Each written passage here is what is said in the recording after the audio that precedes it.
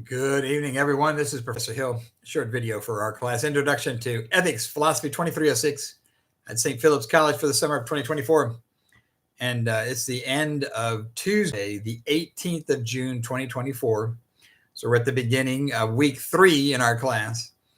And I just wanted to let you know that I had posted a little short video earlier in the day from St. Mary's University, but I wanted to let you know that the essays are finally graded.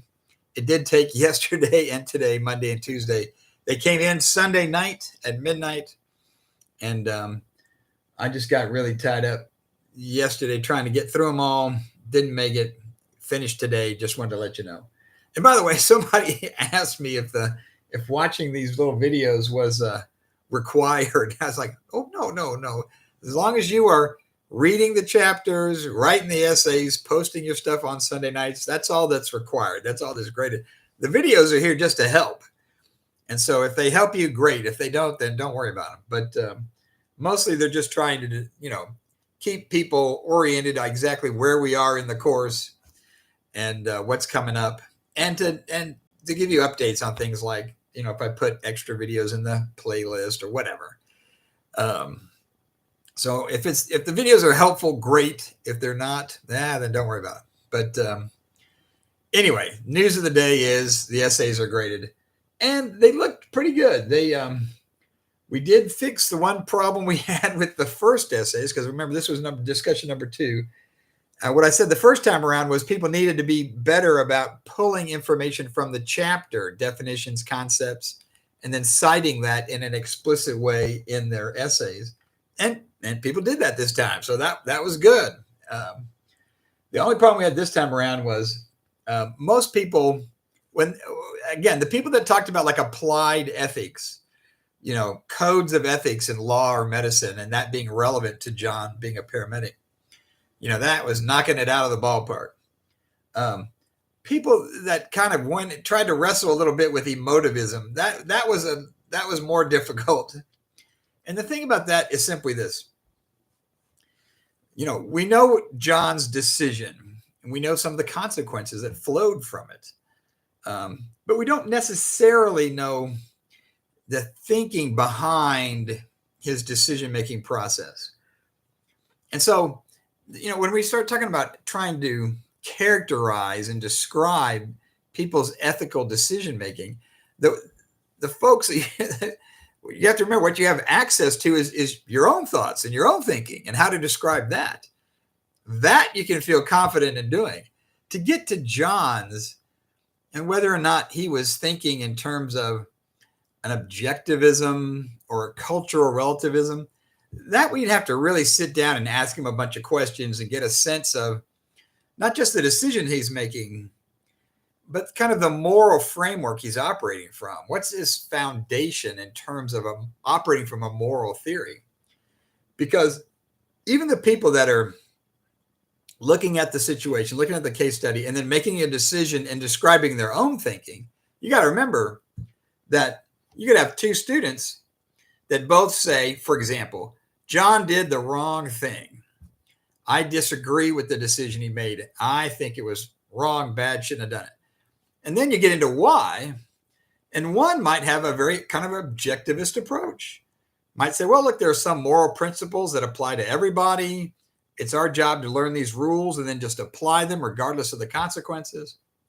And someone else might be saying, no, listen, I also think what John did was wrong, but it's a reflection of the cultural values that I've inherited from my society and my family. And these things are relative, and looking at all the factors involved doing this analysis, I think that it's wrong because it's a violation of this widely held cultural value. Well, that's 2 different ways of thinking about and justifying a decision, even though it's the same decision, which is John was wrong. So we want to get at the foundation of our own critical moral thinking, and we want to be using the tools we're getting from our textbook, Doing Ethics by Louis Vaughn. So, like I said, the people that were kind of wanted to ascribe to John and his thinking and saying, well, it was emotivism because it was emotional. Yeah, you need to go back and look at emotivism. And look, we're moving on. We're going on to chapter 4. We're going on to the next case study and the student's cartoon. But just be careful about the terms you bring and make sure you understand them and you're using them and applying them correctly to the situation. That's the simple advice. But again, on the whole, most people did really well. The average grade is up, so that's good. Like I said, people have figured this out. They know the process. They know what they're doing. Still had somebody that turned in an essay without commenting on other people. You got to do that. If you just forgot, go back and fix it, and then I'll go back and regrade it. So it's just, think about it. It's just not done yet. You've submitted your essay, but you're not done with the assignment yet because it's 2 parts: submitting the essay and commenting on at least 2 of your classmates. But most people have figured that out as well. Okay. Trying to think. We've got this week, we skipped chapter 3. We're reading chapter 4. We're looking at our very unusual case study at the end of the week. Again, true story. This is the student's cartoon. I was involved with it. It actually happened. And it's kind of a tricky thing because, normally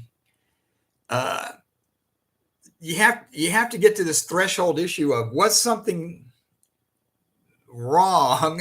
Was there a violation at the beginning of this? That's a threshold question. So for this case, the student's cartoon, did the student do anything wrong? And if so, what?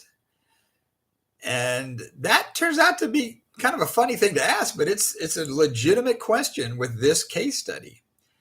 Some students just say, I don't understand what we're talking about because the student didn't do anything wrong. And what happened here is that the administrators kind of got backed into a corner because they wanted to punish the student, but they weren't really sure he had done anything wrong. That was the problem.